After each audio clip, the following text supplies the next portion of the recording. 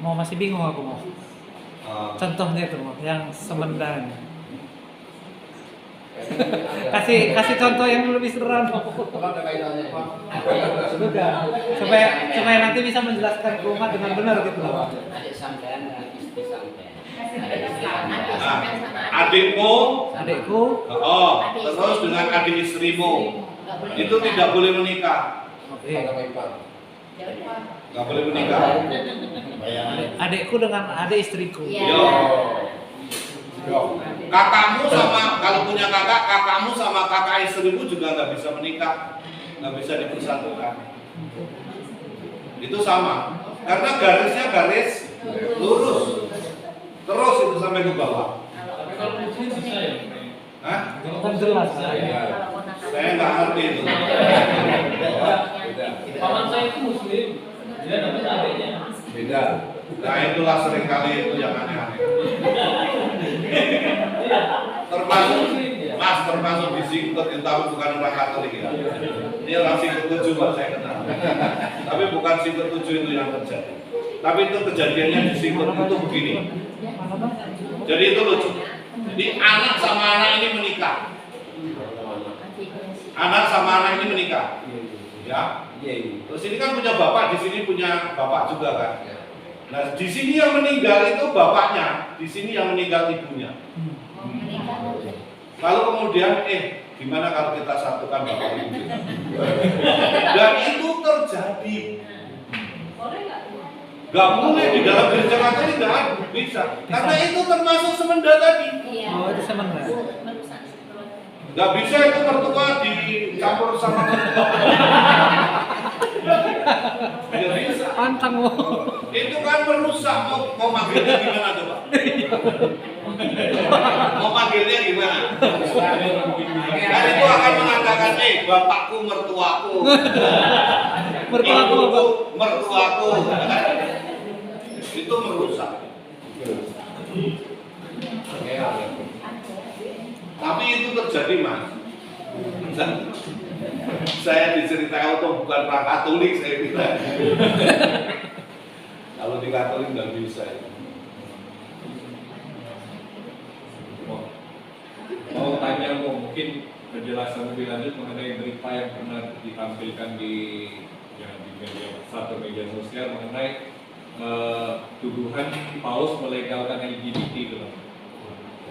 Padahal kan nggak seperti itu, maksudnya berita yang sebenarnya itu seperti apa? Ya, kita harus Paus itu sebenarnya mau mengatakan begini, bahwa kenyataan ada orang LGBT itu ada, dan berhadapan dengan orang yang semacam ini mau gimana gereja? Sikap gereja adalah menerima mereka. Menerima berarti bukan mengamini bahwa mereka berpasangan sebagai suami istri, ya. Dan itu nggak bisa disahkan di dalam gereja Katolik. Tetapi bahwa ada orang yang punya permasalahan sosial seperti itu harus diterima di dalam gereja Katolik, bukan disingkirkan. Karena itu adalah termasuk orang yang mengalami persoalan sosial. Belum tentu orang LGBT itu mau begitu, tetapi kadang-kadang dia berbuat demikian karena ada persoalan-persoalan, bahkan mungkin sudah diperlakukan oleh orang lain seperti itu, sehingga ya gereja itu menerima orang-orang yang seperti itu supaya maksudnya di kemudian hari bahwa orang-orang ini suatu saat itu akan mengalami perubahan, tetap dilindungi.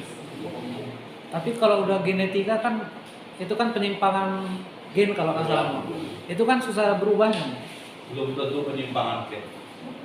Contohnya dia kelebihan kromosom X, makanya dia ada kewanitaan. Bisa begitu, tetapi juga tidak mesti. Karena persoalan-persoalan itu seringkali juga kita temui orang begitu karena dibuat oleh sesamanya. Karena ketika dibuat oleh sesamanya kan yang salah bukan dia. Maka orang-orang yang kayak gitu juga harus dibantu, diberikan pendampingan dan sebagainya. Tidak mudah. Itu kalau kita pergi ke Filipina itu orang yang sukses-sukses, jadi model-model, jadi manajer-manajer itu ya kayak gitu-gitu gitu. Apalagi di Bangkok kan. Banyak itu. Banyak sebenarnya. Yang pinter-pinter apa itu merancang pakaian bagus-bagus itu salah. Salah. Salah mau. Jadi kalau terutama saya ngalamin sendiri di Filipina itu, saya lihat waduh ini kuat. Tergantung ternyata kuat.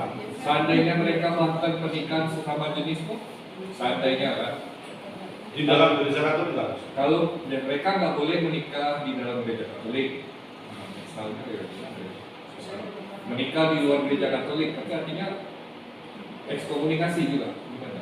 Ya kalau dikaitkan dengan itu pasti kena ekskomunikasi. Tetapi orang macam ini kan tidak boleh ditolak oleh gereja. Karena Yesus itu kan malah memperhatikan orang-orang yang kayak gini-gini, supaya mereka ya akhirnya menyadari keberadaannya. Jadi tidak disingkirkan. Ekskomunikasi itu apa, Bang? Ekskomunikasi itu adalah orang berada di luar komunio, berarti di luar komunitas, dan tandanya apa? Bahwa orang itu tidak boleh menerima komunio, komuni maksudnya, sehingga orang yang macam ini memang berhalangan untuk menerima komuni. Contohnya, Bang? Kalau di dalam gereja orang yang perkawinannya belum beres itu tidak boleh menerima komuni. Ada persoalan. Kalau yang lain, Bang? Contoh lainnya? Wah itu bisa macam-macam. Orang menggugurkan itu bisa kena komunikasi, letisi, dia langsung, meskipun dia tidak mengaku pada pastor, itu dia secara langsung sudah jatuh dengan sendirinya.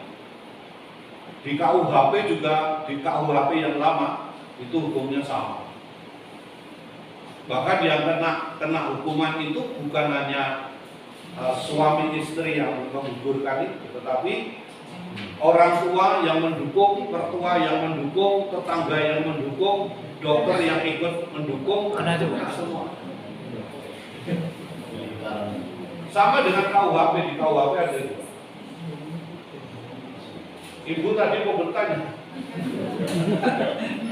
Silakan. Mengenai semenda tadi Romo, kalau sudah kejadian gimana Romo? Ini apa? Adik istri menikah dengan suami kakak, kakak suaminya. Adik Saudara ya saudara. Kan lurus. Adik, Adik istri Ibu berani, menikah ibu berani, dengan Romo. kakak suaminya. kalau sudah Sudah anaknya udah besar. sudah mau ngapain? Belum ngerti, belum tahu. Tapi secara Katolik nggak boleh ya. Dia bisa. Udah terlalu anaknya udah gede. Ini kan secara asal gitu katanya. Dulu menikahnya Yang tidak Katolik sekali Katolik. Mungkin kita nggak tahu kali. udah tahu pendidikannya gimana. Kalau kamu Untuk komedi gimana? Ya seperti komedi gimana? Ya itu menjadi sangat sulit. kalau kejadian kayak gini mau kira-kira apa yang harus dilakukan? Apa dosa? Ya, kita tidak boleh mengurangi kebahagiaan mereka ya. Berat. Tapi faktanya sudah diberkati itu aku ya itu kan mungkin ya harus ditanya romonya yang berkati kan. Mungkin tidak bertanya. Bisa menerima komuni kan Romo? Ya kalau dilihat di situ kan kalau ada suratnya kan faktanya sah secara objektif kan, secara subjektif sah. Meskipun kalau dilihat dari segi hukumnya begitu. Yang merusak. Jadi bukan termasuk ekskomunikasi. Ya, sudah disahkan oleh pastornya di sini.